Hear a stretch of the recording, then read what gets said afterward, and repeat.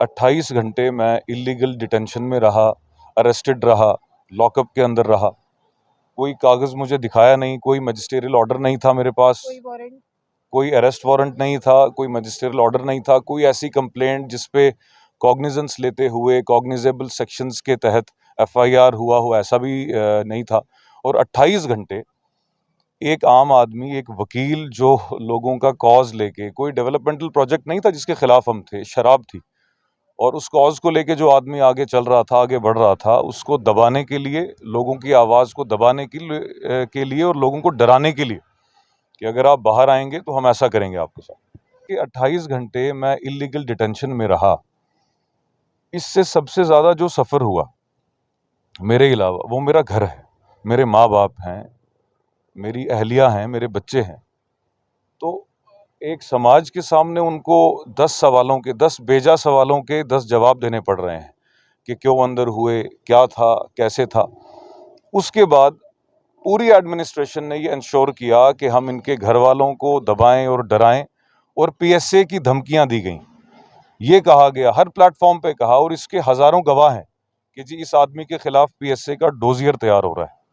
आज से कुछ महीनों पहले आपने सुप्रीम कोर्ट से प्रोटेस्ट देखे थे कि वहां पर वाइन शॉप यानी शराब की दुकानें खुलने को लेकर लोग अपने अपने घरों से बाहर आए थे। और अगर बात करते हैं, वहां के लोगों ने भी एक बहुत बड़ा रोल प्ले किया था सुप्रीम कोर्ट की, जहां तक मैं बात करूं तो। लेकिन अब मेरे साथ वो शख्स हैं जिनसे मैं बात करना चाहूंगी। इनका नाम है एडवोकेट सैयद आकिब हुसैन। तो इनसे बात करते हैं। लेकिन सबसे पहले ये आपको मैं बता दूं कि इन्हें डिटेन भी किया गया था। अब डिटेन के बाद किस तरह के हालात रहते हैं आप भी जानते हैं कि लगातार जो एक माहौल रहता है हमारी सोसाइटी का, उसके बारे में बात करते हैं। सैयद साहब, सबसे पहले मैं आपसे ये जानना चाहूंगी कि आपने जब वाइन शॉप को लेकर प्रोटेस्ट किया, आपने बताया कि आपको डिटेन किया गया था, 28 घंटे जो है आप अंदर रहे थे, तो उसके बारे में बताइए। वाइन शॉप को लेकर आपने प्रोटेस्ट किया, सिर्फ आपको डिटेन किया या और लोगों को? देखिए, पहले वाइन शॉप विलेज पोठा में इन्होंने खोली थी, वहाँ से ये विलेज दराबा गए थे। मैं वो आदमी हूँ जिसने एक पीआईएल के ज़रिए हाई कोर्ट को अप्रोच किया था, और हाई कोर्ट के ज़रिए हमें रिलीफ मिली थी। और उस रिलीफ में यही था कि जो हमने रिप्रेजेंटेशन एक्साइज कमिश्नर को दी थी कि आप विलेज पोठा से वाइन शॉप को हटाइए, तो वहाँ से उन्होंने हटा के विलेज दराबा में सेम कॉन्ट्रैक्ट पे उन्होंने विलेज दराबा में उसी आदमी को, जो बिडर था इसमें, सुभाष जिसका नाम है, उसको दराबा के लिए लाइसेंस दे दिया, ऑथराइज कर दिया, या परमिशन दे दिया आप कह सकते हैं। जब दराबा में ये खुली तो वहाँ भी लोगों का रोष था और लोग नहीं चाहते थे। हमने उस मूवमेंट को लीड किया, अल्लाह ताला ने हमें नवाजा कि हम उसको लीड करते, और हमने लीड किया कानूनी तौर पे भी और सड़क पे भी। कमोबेश 10-11 दिन वहाँ पर एजिटेशन चला। 39 घंटे मैं फास्ट एंड टू डेथ पे रहा, और उसके बाद गवर्नमेंट ने एश्योर किया कि यहाँ से भी ये क्लोज़ कर दी जाएगी। अभी हाल फिलहाल में वार्ड नंबर 11 पुंछ में, यानी तहसील हवेली में, इन्होंने उसी वाइन शॉप को रिलोकेट कर दिया। जब रिलोकेट किया तो लोगों ने मुझे अप्रोच किया कि आप हमारे पास आइए, हमने प्रोटेस्ट भी करना है और कानूनी कार्रवाई भी हमने करनी है। तो मैं एक ड्यूटी बाउंड था कि लोगों ने मुझे अप्रोच किया था। 31 अगस्त को हमने वहाँ पे धरना शुरू किया और एक प्रेस कॉन्फ्रेंस के ज़रिए लोगों को बताया। मीडिया एट लार्ज वहाँ पे आई और उन्होंने कवर किया। हमने बताया कि हम ऐसे ऐसे धरना कर रहे हैं, और इलीगल रिलोकेशन है ये वाइन शॉप की, चूँकि कुछ ही दूरी पे उस वाइन शॉप से, मैं वार्ड नंबर 11 वाली वाइन शॉप की बात कर रहा हूँ, एक मंदिर है, मस्जिद है, पहाड़ी हॉस्टल है, और भी एजुकेशनल इंस्टीट्यूशंस वहाँ पे थे। तो सुप्रीम कोर्ट की जजमेंट्स हैं, बड़ी एक्सप्रेसली सुप्रीम कोर्ट ने इसमें कहा है, और हर आम व खास इस बात से आशना है। हमने वहाँ धरना दिया। उस धरने में कोई एंटी नेशनल स्लोगनियरिंग नहीं हुई, उस धरने में कोई ऐसी बात नहीं हुई जिससे पब्लिक न्यूसेंस फैलता, या लोग आपस में कोई ऐसी बात नहीं थी कि जिससे आप कोई आपसी इंतशार होता या आपसी इंतशार बढ़ता। हमने बड़ा पीसफुली उस मूवमेंट को वहाँ भी लीड किया, और रात के कमोबेश 1-1:30 बजे तक एडमिनिस्ट्रेशन वहाँ पे हमारे साथ थी, और एडमिनिस्ट्रेशन ने इस चीज़ को माना कि आप बड़ा लीगली इस कॉज को लेके आगे जा रहे हैं। और हमारा ये भी प्लान था कि हमने नेक्स्ट वीक हाई कोर्ट जाना था उसी केस को लेकर। अब होता ये है कि अगले दिन जुमा था और जुमे के बाद मेरी एक स्पीच होती है धरने में।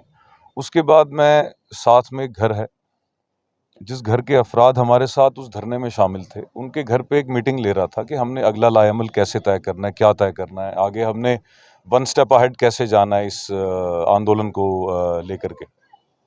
इतने में मैं देखता हूँ कि डीएसपी एक लॉ एंड ऑर्डर डीएसपी और एसएचओ पुंछ, नायब तहसीलदार, 3-4 पटवारीज जो वीडियो ले रहे थे हमारी, और 4-5 सब इंस्पेक्टर्स और 20-25 गनमैन थे उनके साथ। इतने बड़े वीवीआईपी प्रोटोकॉल में वो आए और मेरे पास आए और कहते हैं कि आपसे 1 मिनट बात करनी है।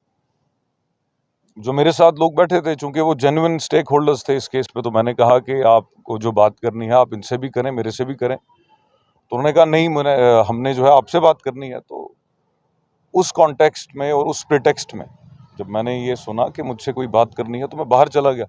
मैं बाहर गया हूँ, वो मुझे एक लेन से लेकर के थाने गए हैं, वहाँ उन्होंने मेरा फ़ोन सीज कर लिया। Rest is history. उसके बाद 28 घंटे मैं इलीगल डिटेंशन में रहा, अरेस्टेड रहा, लॉकअप के अंदर रहा।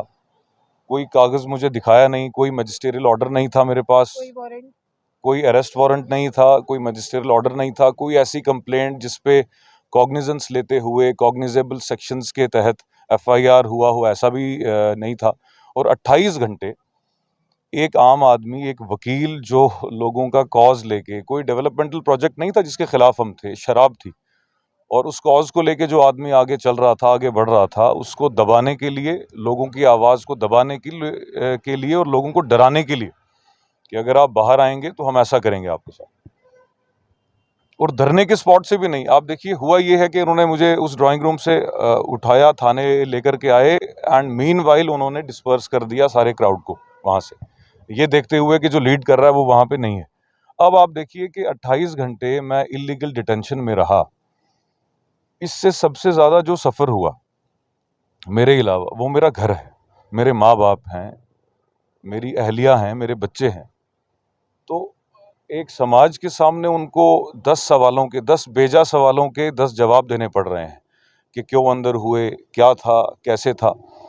उसके बाद पूरी एडमिनिस्ट्रेशन ने ये इंश्योर किया कि हम इनके घर वालों को दबाएं और डराएं, और पीएसए की धमकियां दी गई।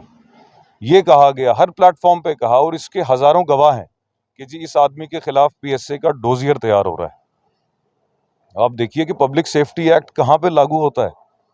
एक ऐसा आदमी जो हाई कोर्ट की जुरिस्डिक्शन को इन्वोक कर रहा है, आईने हिंद पे एतमाद करते हुए, भारत के संविधान पे अपना जो विश्वास है उसको आश्वस्त करते हुए जनता के सामने कोर्ट जा रहा है एक लड़ाई को लेकर के, क्या वो एंटी नेशनल है, एंटी सोशल है? और उस आदमी का क्या स्टेटस है कि वो एक जंग जो है कोर्ट के ज़रिए, सड़क के ज़रिए आवाम के लिए लड़ रहा है, और एकदम से उसको उठा करके 28 घंटे की इलीगल डिटेंशन में डाल दिया जाता है और कोई पूछने वाला नहीं है। DC Poonch, SSP Poonch, additional SP Poonch और डीएसपी हेडक्वार्टर्स, एसएचओ, कंसर्न तहसीलदार, नायब तहसीलदार, इन सब की मिली भगत थी कि इस आदमी को हमने अंदर डालना है। अब देखिए, इस वक्त भी आपसे बात कर रहा हूं तो एक प्राइवेट चीज़ है, लेकिन बताना चाहता हूं कि कुछ देर पहले मुझे वॉमिटिंग हुई है, चूँकि मुझे मल्टीपल प्रॉब्लम्स हैं, मैं हाइटस हर्निया का पेशेंट हूँ। इसके साथ-साथ जब मैं 39 घंटे पिछले दिनों दराबा में फास्ट इनटू डेथ पे था, तो मुझे acute renal attack, traumatic renal attack हुआ। किडनी जो मेरी लेफ्ट वाली है इसमें, एंड बीएमओ सुरनकोट के पास सारे कागज़ हैं, मेरे पास भी कागज़ हैं। उसने मेरा अल्ट्रासाउंड किया था। उसने कहा था कि अगर आप कुछ देर और भूखे रहते तो शायद प्रॉब्लम हो जाती है आपको। किडनी मेरी सिकुड़ गई थी बिल्कुल। तो इन हालात में आप देखिए कि एक आम आदमी के साथ ये लोग क्या कर रहे हैं। भाई साहब, ये यूपी नहीं है, बिहार नहीं है, कश्मीर नहीं है, ज़िला पुंछ है। भारतवासी हैं सब। भारतवासी तो वहाँ भी हैं, लेकिन वहाँ आपके पास 100 हवाले और 100 बहाने होते हैं। लेकिन हमने कोर्ट की जुरिस्डिक्शन को भी इन्वोक किया। आज की डेट में इतनी हैरेसमेंट का शिकार मैं हूँ। मेरे पास जैसे पहले क्लाइंट्स आते थे, मिलते थे, जैसे लोगों का आना जाना होता था, वैसा नहीं है। लोग डरते हैं। आप देखिए, ये सच है, ये आज का सच है कि लोग एफआईआर से और पीएसए की धमकी से डरते हैं। और आम लोगों को नहीं पता कि पब्लिक सेफ्टी एक्ट क्या है, लेकिन बस जब आप पीएसए बोलते हैं लोगों के रोंगटे खड़े हो जाते हैं। तो मैं इस एडमिनिस्ट्रेशन से डरता नहीं हूं। मैं एलजी मनोज सिन्हा को ये कहना चाहता हूं कि इस डीसी को जितना जल्द हो सकता है आप उठाइए इस जगह से। ये नाअहल है, नालायक है, ये इस पोजीशन के काबिल नहीं है। और इस वक्त ये कोई ना समझे कि मेरी ज़ुबान थरथरा रही होगी या मेरा जिस्म कांप रहा होगा या मेरी ज़ुबान में कोई लर्जिश होगी, कोई फिज़िकल प्रॉब्लम हो सकती है, कोई मेडिकल एलिमेंट कोई हो सकती है, लेकिन मेरे हौसले बुलंद हैं। इन्होंने अंदर डाल के ये सबूत दिया कि ये कायर हैं। एक आदमी इनसे संभाला नहीं गया और चीफ सेक्रेटरी ने डीसी को ऑन बोर्ड लेके ये बात बोली और इस बात के गवाह हैं कि भाई एक आदमी को तुम्हें जो है 3 महीने से एक आदमी तुमसे बाज नहीं आ रहा है। अब भाई बाज कैसे आए? आप शराब खाने खोलते हैं हमारी मस्जिदों के पास, हमारे मंदिरों के पास, हमारे स्कूल्स के पास, तो वो बर्दाश्त नहीं होगा। एक्साइज पॉलिसी है, एक्साइज एक्ट है हमारे पास, सुप्रीम कोर्ट की जजमेंट्स हैं, एक्सप्रेस जजमेंट्स हैं सुप्रीम कोर्ट की, जिसमें कहा है कि 500 मीटर का एक दायरा होता है। अब एक ठेकेदार जिसका नाम सुभाष है, और मैं ये बात जानता हूं कि उस सुभाष की बीजेपी हाईकमांड से सांठ गांठ है और उसी की इमा पे, उसके कहने पे, उसकी अप्रोच पे, उसकी सिफारिश पे मुझे इलीगली डिटेन किया गया था। लेकिन मैं ये वार्न करना चाहता हूं और ये ऐलान करना चाहता हूं कि जितने भी ऑफिसर्स इस इलीगल डिटेंशन में इन्वॉल्व हैं, सबको कोर्ट में रगड़ा जाएगा। आप जाएंगे कोर्ट? जी हाँ, बिल्कुल मैं जाऊंगा। अगर मैं नहीं जाऊंगा तो कौन जाएगा? और अगर मैं नहीं जाऊंगा तो मेरा आम आदमी तो घुट के मर जाएगा। तो इसलिए हम हाई कोर्ट में वाइन शॉप के खिलाफ तो जा रहे हैं, लेकिन उसके अलावा इलीगल डिटेंशन के खिलाफ भी हम हाई कोर्ट में जाएंगे और डेफेमेशन सूट भी इंशाल्लाह बहुत जल्द फाइल होगी।